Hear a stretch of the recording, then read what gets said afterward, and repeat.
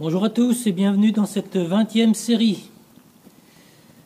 Alors, je ne explique pas le contenu. J'ai voulu monter un moteur Peugeot dans un petit tracteur Holder, voilà, si vous avez suivi. Donc aujourd'hui, voilà la fin. Bientôt. Alors, je vais vous expliquer dans cette vidéo comment j'ai fait le dessus du réservoir, en espérant que j'aurai pas de fuite, pas sûr. L'équipement électrique, sommaire, enfin bon. Et puis, on va essayer de le mettre en route, c'est la première fois. Alors, évidemment, je remercie tous les abonnés, tous les gens qui regardent. Et comme je l'ai déjà dit, bon, je ne voulais pas commencer à faire mes vidéos si j'étais pas sûr du résultat. Alors là, normalement, ça ne devrait pas poser de problème. Donc, quand ça va avancer encore un peu, là, quand il va tourner, je pense que je commencerai à passer les premières vidéos. On verra bien. Pour que, comme ça me laissera le temps de finir les ailes, le relevage à l'arrière, etc. Alors je vais expliquer comment je vais m'y prendre pour faire la suite des événements. Et bien c'est parti. Je m'attaque au joint du couvercle du réservoir. Ce que j'avais expliqué ma hantise, c'est que j'ai peur que ça fuise autour. Donc en premier, j'ai mis ma plaque que j'avais expliqué, qui a 3 pieds et qui vient donc, je pense, limiter le flux.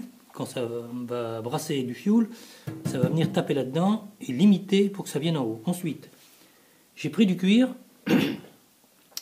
L'idéal, ça aurait été du liège, mais j'en ai pas. 2 épaisseurs de cuir de 2 mm. Le cuir, il résiste bien au fioul. Le problème, c'est qu'il boit. Alors, ce que j'ai fait, c'est que j'ai dilué de la peinture polyuréthane avec durcisseur. Je l'ai bien imbibé pour qu'il boive un maximum. Donc là, ça devrait le faire. Et comme ça, en théorie, il sera imperméabilisé. Peut-être.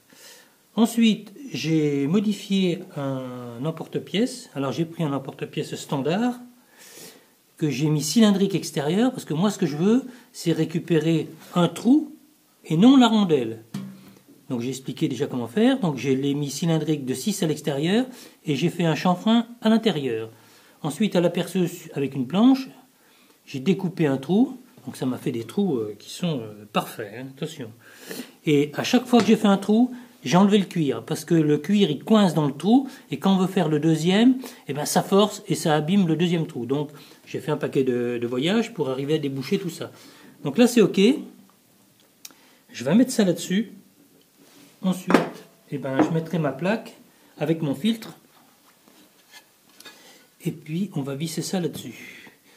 Pour le serrage extérieur, il y avait 2 solutions, mais je vais le présenter. Soit je mets une sangle qui fait le tour, ou je mets une petite plaquette là-dessous avec une petite fente, et je mettrai un cerclage inox pour le tenir de chaque côté. Voilà. Donc là, je vais essayer de boulonner tout ça, pour avancer un peu. Alors j'ai fini mon circuit électrique, j'ai tout testé, tout est bon. Alors montage avec des rondelles larges en dessous, pour serrer au maximum sous le couvercle. J'ai tout serré ça, on verra peut-être à le resserrer si nécessaire. Et là j'ai installé donc la sortie et j'ai mis un petit robinet en espérant que ça ne fuit pas parce que c'est de la récupération. Et puis un petit retour que je pourrais mettre comme ça si j'ai besoin que ça pisse là. Voilà, donc on va essayer ça. Alors je vais expliquer comment j'ai refait l'électricité tout en sachant que je suis pas très bon en électricité. Alors, mon plus de batterie, il arrive ici, à mon coupe-circuit, il repart ici. Il repart par la grosse cosse là, dans une gaine, au démarreur. Ensuite, sur l'autre cosse là, j'ai soudé tous ces fils noirs, dont un qui va au voyant de témoin de pression d'huile, avec un plus qui s'en va là-bas, au moteur. Tous les fils plus, ils sont branchés ici. Et donc il y aura des fusibles et ça repart ici. Donc ici c'est l'électrovanne de la pompe injection. Ça c'est l'excitation d'alternateur. Et ça c'est pour mon ventilateur. Voilà. Donc le bleu là il sert pour le démarreur. L'excitation du solénoïde. Voilà, moi j'ai expliqué les autres comment j'ai fait. Donc c'est tout simple. Et ça devrait fonctionner comme ça. Vraiment, j'ai mis l'électricité, le voyant s'allume, j'ai testé tous mes fils, tout est OK. J'ai mis une mousse ici et je vais mettre mon réservoir.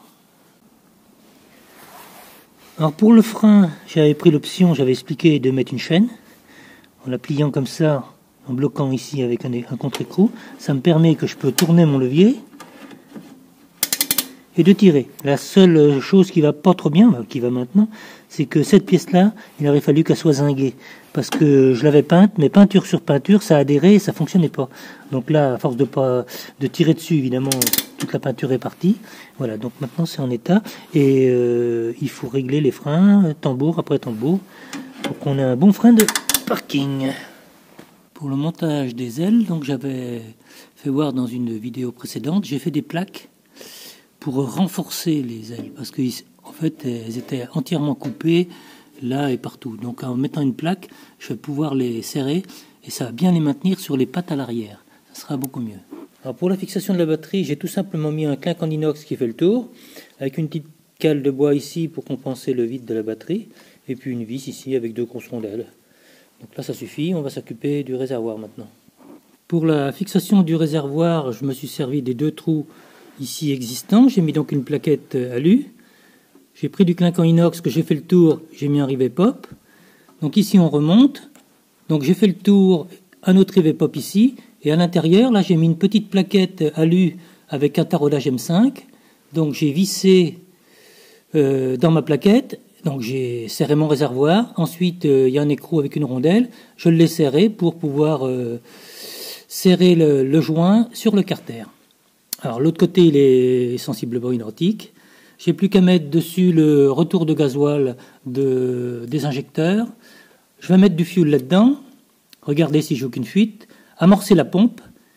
Et puis je vais le mettre en route. L'amorçage du gasoil est fait, de la pompe injection. Donc on voit ici là, le gasoil qui est remonté, des retours d'injecteurs et qui va retourner dans mon réservoir. Donc là je vais déplacer un peu le bolide à la main pour le démarrer parce que là c'est pas pratique.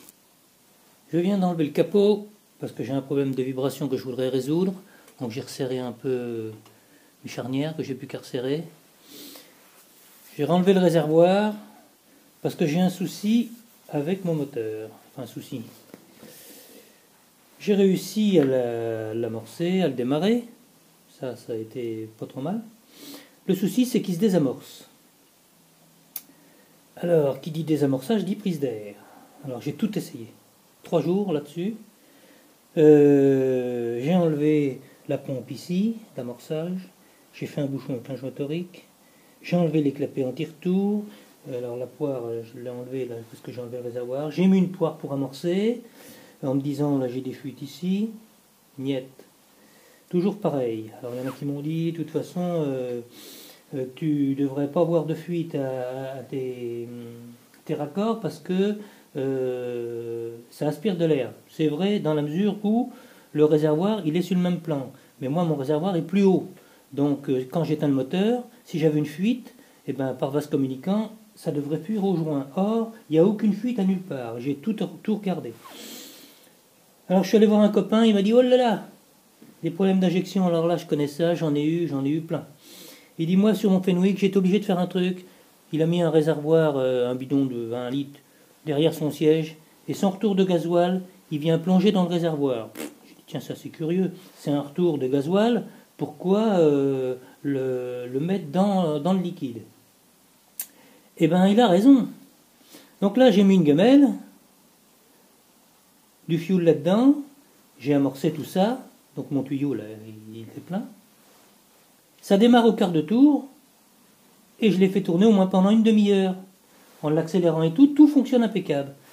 Ah, j'ai dit ça, c'est quand même pas mal. Alors je me suis dit, merde, c'est pas possible, il y a une fuite à quelque part. Donc ici, j'ai démonté et j'ai fait des joints en plastique, parce que j'aime bien les joints en plastique. Et je me suis aperçu d'un truc, c'est que là-dedans, là-dedans, et non, dans la partie qui est à l'intérieur, il y a un filtre là-dedans. Alors pourquoi mettre un filtre alors qu'on a déjà filtré le gasoil et qu'il va foutre le camp dans le réservoir? C'est comme si vos eaux usées, vous mettiez un filtre pour aller dans la fosse septique. Quel intérêt? Aucun. Eh bien, il y en a un sûrement. Ça veut dire au contraire qu'on respire du fioul d'ici, peut-être pour l'auto-amorcer, je ne sais pas. Et donc, comme ce fioul il vient du réservoir, il faut qu'il soit filtré, c'est normal, pour pas qu'il y ait une saleté qui rentre là-dedans. Alors ça c'est c'est pas banal ce truc. Donc là j'ai tout démonté et je vais sur mon réservoir mettre un tuyau qui plonge dedans. Ben, j'ai pas d'autre solution. Donc je vais faire ça et puis je vais essayer de mettre boucher les trous là que j'avais pas fait au tableau de bord. Puis j'ai trouvé un compteur d'heure, je vais essayer peut-être de le mettre, on va voir. Bon, je continue là-dessus. Comme mon réservoir était démonté, j'en ai profité pour faire plusieurs modifications. Alors en premier, le robinet que j'ai mis ici, il était là avant. Et il avait une petite fuite microscopique, mais il goûtait un tout petit peu. Donc je l'ai mis ici parce que j'ai été obligé de vider plusieurs fois le réservoir à cause de l'injection qui allait pas bien. Donc à chaque fois j'en avais marre, il fallait vidanger, etc. Donc là maintenant, même qu'il y ait une goutte qui sort, c'est pas très grave. Et ici, donc j'ai remis un autre robinet dans le cas où je le vidangerais. Et j'ai mis un deuxième niveau parce que ça m'inquiétait un peu de savoir quand j'étais descendu ici, je savais pas ce qui me restait là-dedans. Donc comme j'avais un deuxième niveau là comme ça, j'ai percé, j'ai mis 2 joints et donc là je suis en test, il est plein de fioul et je vais attendre quelques jours pour voir s'il n'y a pas de fuite. Bon, normalement il ne devrait pas y en avoir. Alors voici ce que j'ai fait pour mon aspiration dans le réservoir. J'ai pris mon coude, là je l'ai alésé à 8 sur 1 cm environ. J'ai mis un tuyau de cuivre de 8 que j'ai soudé. Une fois qu'il était froid, je l'ai vissé là-dedans avec tous les éléments. Et cette pièce-là, je l'ai alésée sur 1 cm. Je l'ai emmanchée, soudée. Cette pièce-là, je l'ai revissée après. Et là-dessus, je vais mettre cette pièce-là. Ça, c'est des silencieux pour les échappements d'air comprimé. Donc ça, c'est un filtre assez fin et il n'y a pas beaucoup de résistance. Donc je vais le visser là-dessus et tout ça, ça va tremper dans mon réservoir. Parce que ma hantise, j'ai peur que ça aspire des saletés et que ça aille dans la pompe. Donc on va mettre un filtre là, plus le deuxième filtre qu'il y a à l'arrivée du haut de la pompe à injection. Peut-être ça va marcher. Alors c'est sûr, les dieselistes ils vont peut-être me sauter à la gorge.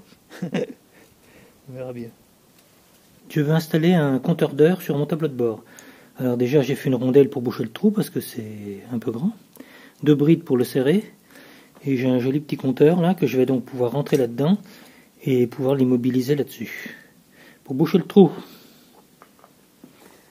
Alors je viens de faire une réparation sur les bras de relevage. Parce que là, ils avaient soudé des rondelles. Bon, c'était pas terrible. Mais il y a surtout qu'il y a un jeu monstrueux. Bon là c'est un peu embêtant pour ça. Alors ce que j'ai fait c'est que j'ai mis une rondelle en dessous, une rondelle dessus, et à la presse j'ai resserré tout ça pour mettre vraiment un jeu minimum ici. Et je l'avais poncé avant. C'est ce que je vais faire là-dessus parce que je veux absolument pas couper puis ressouder d'autres tuiles. Je vais essayer de limiter un peu la casse. Alors pour le relevage, j'ai trouvé des bras de relevage qui étaient bien. Parce que les miens c'était foutu, ça valait pas le coup de les refaire. Dessus il y avait des tirants, j'ai dit tiens je vais les réutiliser, c'est pas d'origine mais je vais les utiliser quand même. Le souci c'est qu'ils étaient trop serrés et ne rentraient pas par-dessus. Donc j'ai fait une cale pour les écarter, après je les ai resserrés à la presse pour les remettre à la cote pour que ça aille impeccable là-dedans, avec un peu de jeu pour que ça puisse osciller. Et puis là les trous ils étaient trop petits. Donc plutôt que de faire des bagues pour mettre dans la rotule, je les ai agrandis directement à 19,5 et je pourrais mettre des axes qui font 19,05.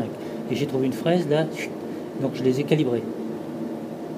Alors, je vais faire des axes en inox pour aller là-dedans maintenant.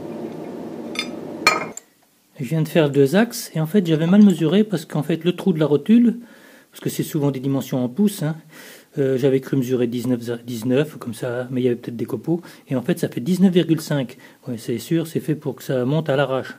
Donc là, c'est impeccable parce que ma fraise, elle faisait 19,5. Donc j'ai fait un axe ajusté avec un minimum de jeu. Et là, ce sera vraiment impeccable. Je viens de recevoir ma pompette, ça s'appelle comme ça. Alors c'est assez drôle parce que ça, je l'ai commandé en Allemagne. C'est venu en 3 jours, plus vite que si je l'avais commandé à 30 km. Parce qu'en fait j'ai fait 3 magasins sur Bourges et dans le coin et ils n'en avaient même pas une en stock. C'est quand même assez scandaleux. Bon, donc j'installe ça. Alors là, on va passer aux essais. J'ai donc tout amorcé. Rempli ça, il y a quelques bulles, mais ça devrait le faire. Donc je mets mon contact. Vous voyez, là, s'allume, c'est la pression d'huile. On tire pour préchauffer.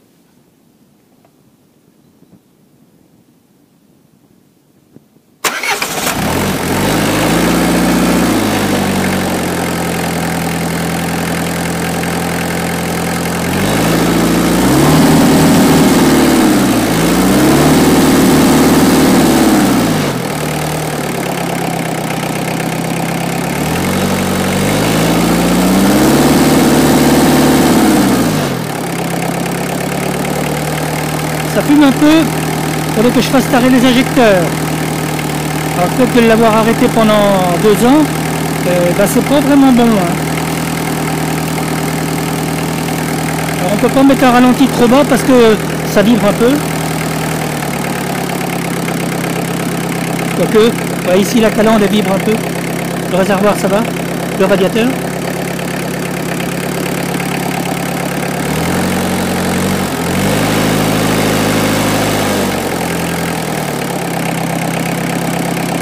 Bon, ça se présente pas trop mal.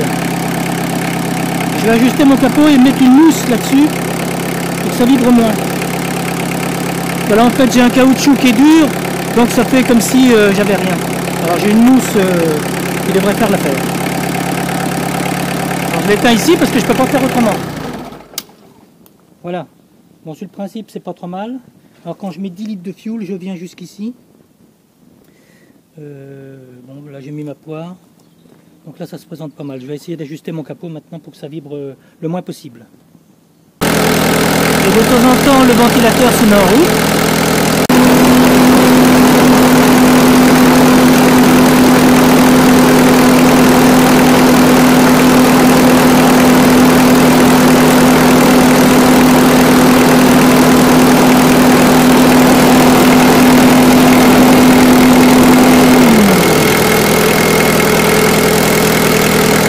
J'ai oublié de parler de l'échappement.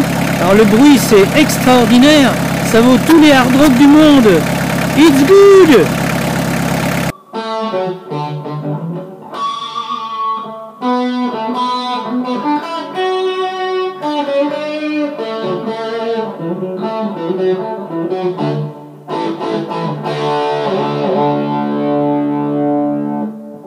Oh yes! Là, je vais remettre la patte de l'accélérateur automatique que j'avais été obligé d'enlever parce que ça me gênait pour démonter l'électrovanne. Donc là je vais la remettre. Et puis comme ça, à froid, il y aura un accélérateur automatique. Alors ce matin c'est la guigne et ça continue. Je veux le déplacer, et ben monsieur ne veut plus démarrer. Alors j'ai démonté les bougies de préchauffage, mais il y en a 3 de grillées. C'est incroyable ça. Et puis alors là je comprends pas, j'ai changé l'électrovanne sur la pompe à injection pour l'éteindre. Et même avec une neuve, j'arrive toujours pas à l'éteindre avec le contacteur. Alors là, je sais pas ce qui se passe. Bon, enfin, c'est pas grave, je peux l'éteindre avec un levier qui est sur la pompe. Alors ce matin, je vais refaire les bagues là-dedans.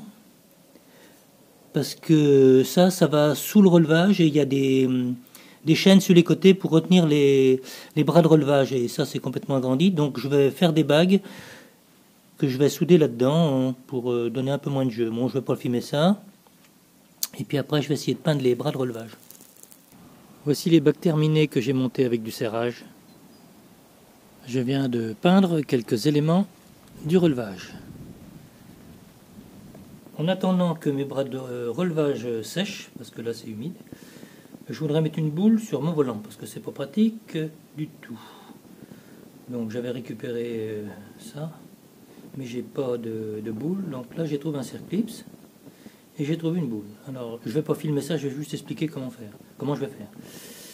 Alors, en premier, j'ai d'abord tourné une bague en plastique qui va aller sous le circlips, pour éviter que ça mange la boule. Ensuite, j'ai pris une vis que j'ai coupée, et j'ai mis un écrou, là à peu près à 10 mm. Ça, je vais le monter là-dedans. Le bloquer. Je vais me prendre dans le mandrin. Toc. Et ici, je vais percer un trou, admettons, de 8 ou 10, qui va venir déboucher dans l'autre. Et je vais faire un lamage de 19 pour loger ma rondelle, parce que ça fait 12, mais avec le circlips, il faut que ça fasse 19 pour rentrer le circlips. D'accord? Toc. Ensuite, je vais monter cette pièce-là dans le mandrin du tour. Je vais prendre des morts comme ça, que je vais alaiser au diamètre de ma boule. Donc je vais avancer avec la contrepointe dans les morts. Je vais le serrer dessus. Je vais pouvoir démonter mon axe, percer mon trou, et puis contre-percer le tout à 12 au diamètre de ma pièce ici. Et normalement, ça devrait le faire. Bon, je ne vais pas filmer tout ça parce que des vidéos, j'en fais plein et puis c'est pas le but. Donc on se revoit tout à fait à la fin. Alors j'ai terminé. Je mets un peu de graisse là-dessus. C'est plus agréable quand ça tourne. Ma boule que j'ai usinée. Toc. Je vais même en mettre un peu là-dedans.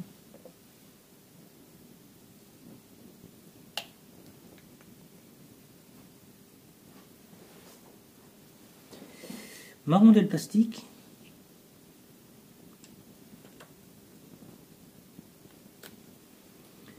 Et le circlips.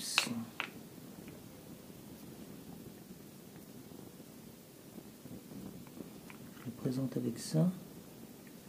Je le pousse avec l'autre. Voilà. Et là, c'est le top. Après, bon, si je veux, je ferai un petit bouchon ici pour boucher, mais comme on le prend comme ça va pas me gêner. Alors là, ça va être agréable. On a une chose de faite. Alors, je m'attaque au démontage des vérins. Alors, les vérins, comme d'habitude, ça a été massacré à coups de masse, on ne sait pas pourquoi. On se demande pourquoi. Là, bon, les deux, pareil. Bon, là, il y a un joint qui passe au travers. Et le gros problème, c'est ça. C'est qu'ici, on est usé sur cette partie-là, sur les deux. Alors, j'imagine que c'est avec cette pièce-là, comme il n'y avait pas d'entretoise, alors j'imagine que c'est ça qui est venu frotter sur le bord. Ça peut être que ça. Alors par contre, ça me pose un problème, parce que si je remonte des joints là-dedans, bah, comme celui-là, on va avoir une fuite en partie haute, parce qu'on monte jusqu'à là. C'est-à-dire que la lèvre du bas, d'office, ça va tenir ici, ça va fuir là. Il y a cette option-là. La deuxième option, c'est et qui marche très bien, c'est de faire une gorge là-dedans, monter un joint torique, bon pas cela, il fallait que j'en commande, monter un joint torique, et puis ça marche bien, parce que sur mon tracteur c'est monté comme ça, et j'ai jamais eu de problème. Ou, j'ai de l'inox, je refais des vérins en inox, parce que là ça va verrouiller. Et puis là, je peux racheter éventuellement des joints comme ça pour étancher. Bon, je vais réfléchir au problème. Je m'attaque au démontage du siège. Alors j'ai enlevé toutes les agrafes tout le tour, mais il y en a encore une tartine ici. C'est drôlement bien fait. Alors là, bravo. Là, je sais pas si je vais arriver à faire ça. Ça m'étonnerait. Bon, je démonte. C'est pas simple tout ça, hein. Bon, j'ai enlevé la carcasse. C'est drôlement bien foutu. Hein. Alors, chapeau. Hein. Alors après, on a une sorte de feutre, du fourrage. Le feutre, il vient cacher tout ça. Ah, d'accord. Donc il faut que je me récupère ça. Et là, j'ai acheté de la mousse pour remplacer ce foin là. Donc il faudrait que je trouve de ça. Peut-être trouver ça. Là, pour accéder là, au ressort. Il s'est retourné là. Oh la vache, c'est vraiment bien foutu. Hein. C'est pas des rigolos, Shoulder. Ah bah ça doit être attaché. Ça.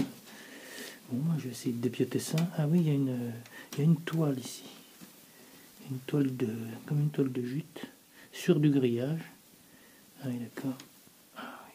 Bon, moi je vais essayer de démonter ça. Alors là, j'ai jamais vu ça. C'est une toile. Et cette espèce de fond là, il est cousu dedans. Ah, c'est un drôle de truc. Hein. Par contre, ici, le grillage, là, il est tout explosé. C'est tout cassé. Donc, il faudrait que je retrouve du grillage assez fin. Pour mettre là-dessus. Bon. Ouais. Ça va pas être facile à faire, ça. Bon, on va essayer quand même. Ça, c'est bien, ça ressort, c'est assez souple. Alors, je me lance dans la couture. Il faut faire un passepoil. Un passepoil, c'est un jonc comme ça qui est cousu entre deux tissus. C'est pour de la déco. Alors avec cette machine-là, qui a l'aiguille qui passe à ras le pied de biche, là, l'entraîneur, j'ai réussi à le faire. En faisant comme ça, la molette juste qui mange le bord du jonc. Et là, j'ai réussi à le faire. Bon, celle-là, c'est une machine un peu particulière, elle me fait des points d'1 centimètre, mais bon, j'ai réussi à le faire. Mais là, j'ai fait que la moitié du boulot. Ensuite, j'ai intercalé mon passepoil entre deux tissus, c'est ce que je voudrais mettre. Et j'ai essayé de le coudre en prenant un virage, ce qui est quasiment infaisable. Mais le problème, c'est que ça va pas, parce que mon pied de biche qui est ici, il vient trop loin par rapport au jonc. Et quand je démoule, ben voilà ce qui se passe. C'est beaucoup trop loin, alors que je devrais être à ras comme ça. Donc sur l'autre machine, je peux pas le faire. Alors il doit y avoir des machines spécifiques. Et là, c'est niet, j'y arrive pas. Alors ce que j'ai essayé de faire, c'est de prendre deux tissus, de découper un arrondi, comme ça, qui est le bord, et essayer de le coudre comme ça. Alors déjà là, c'est pas facile parce qu'il faut que je tourne ma machine d'une main, elle n'est pas motorisée. Donc tac, tac, tac, tac, tac, tac, tac, j'ai réussi à le coudre. Et quand je le retourne, ben, le résultat n'est pas si mal que ça. C'est-à-dire que ça serait le dessus, et ça serait le côté, en tendant. Et c'est dommage parce que là, il devrait y avoir un petit jonc, ça serait sympa. Bon, mais j'y arrive pas. Alors, ce que je peux peut-être faire, c'est mettre une surlongueur ici, plus longue d'1 centimètre, et puis essayer de le recoudre après sur le bord. Là. Peut-être. Mais bon, ça pourrait peut-être aller quand même. C'est pas si moche que ça. Alors, je voudrais essayer de faire un truc. C'est ma machine, là, comme elle n'est pas motorisée, de la mettre à la place de l'autre et d'utiliser le moteur. Parce qu'à la main, il me faut 3 mains, donc 2 mains pour tenir ça, puis une main pour tourner. Alors là, j'ai essayé, j'y arrive, hein, mais il faut faire 5 mm par 5 mm, à chaque fois je tournais, tac tac tac, c'est vraiment un boulot de titan. Alors je voudrais essayer de motoriser ça, pour essayer de le coudre mieux que ça. Bon, c'est le principe, voilà ce que je veux faire. Bon, la machine enlevée, je m'aperçois que ça va pas aller, je peux pas descendre et je voudrais pas couper la table. Bon là, je sors un peu du sujet. J'ai acheté une visu pour mettre sur mon tour. Donc je vais pas faire un film là-dessus parce qu'il y en a plein qui en ont fait. Je vais juste expliquer grossièrement comment j'ai fait. Alors à l'arrière, là, j'avais 3 trous. Donc c'est impeccable. J'ai pris du 50 par 15. J'ai percé des trous fraisés, tac tac tac, une bride ici. Et j'ai fixé ma règle dessus, que je vais pouvoir régler dessous, parce que dessus ça va être difficile. Et puis en longueur. Donc là, ok. Et puis là, j'ai enlevé le copieur, tous les éléments ici. Et là, j'ai plein de trous, là, donc c'est impeccable. Alors, il y a des trous de 8, mais on va pas ragrandir les lumières à 8. J'ai mis des vis de 6. Et ça, c'est des plaques que j'avais déjà acheté une visu, j'avais pas eu besoin de ces plaques. Donc, je mets une plaque là, que je vais pouvoir régler ma hauteur. Et celle-là, qui a des rainures impeccables. J'ai juste à faire 2 trous là, qui vont correspondre au codeur. Et comme ça, je pourrais régler dans ce sens-là et dans l'autre sens. Et là, basta, ça va être vite fait. Voilà, et puis après, je vais mettre sur le chariot dans l'autre sens. Et puis attacher ça. Donc pour terminer, ça c'est le capot qui était donné d'origine. Alors moi, la tôle, je l'avais pliée ici. Donc j'ai fait 3 trous là. Je vais mettre ça là-dessous. Donc 3 vis qui vont être vissées dans la tôle là. Donc l'eau qui va couler en pente ici, et ben on va foutre le camp ici. Comme ça, ça va bien protéger mon codeur. Alors je vais expliquer les grandes lignes de ce que j'ai fait. Alors j'ai fait cette pièce là, ça tombait bien, j'avais des trous taraudés là-dedans. En fait c'est pour mettre une lunette à suivre, qui m'a jamais servi d'ailleurs. fait des lumières là. Et j'ai fait des trous ici avec des lumières qui sont faits pour recevoir le codeur là-dessous. Ensuite, j'ai plié une petite tôle de 1,5 mm d'alu avec environ 5 degrés de pente. J'ai fait 2 lardons pour aller là-dedans, ça tombait bien, il y avait des rainures. Donc ça va se monter comme ça. En gros, ça vient à ras. Il y a une cale de 9 mm et demi. Mon lecteur. Donc en théorie, je suis centré. Et puis après, je vais affiner le codeur par rapport aux rainures ici. Et une fois terminé, donc ça, une fois que ça sera monté, je vais faire une tôle qui va être fixée par les trous ici, qui va passer là, et qui va repasser par-dessus avec une contrepente pour éviter que l'eau remonte. Donc normalement. Et la première plaque ici, je mettrai un filet de silicone là, quand je vais la plaquer. Voilà, comme ça en théorie, même, bon, de toute façon, même l'eau, si elle passe derrière, ça craint rien. Mais bon, j'y mettrai un filet de silicone et la contreplaque va venir par-dessus. Bon, normalement, ça devrait aller.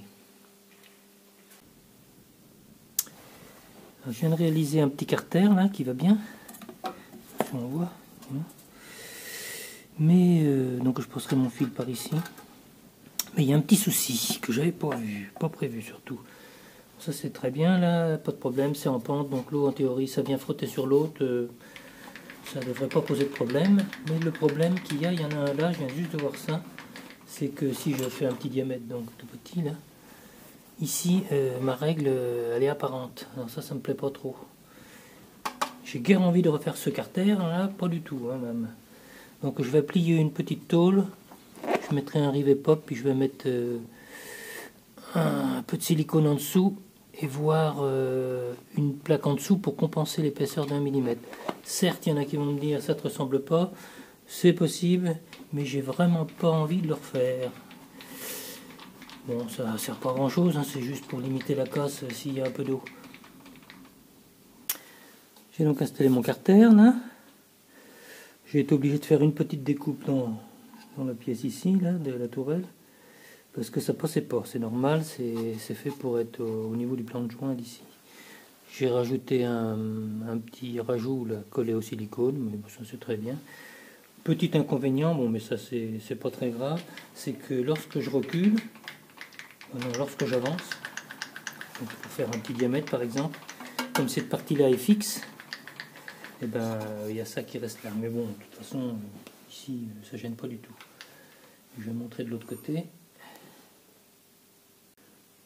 Alors l'autre côté, bon là, je suis hyper jointif, je viens toucher sur le petit carter qui est en dessous.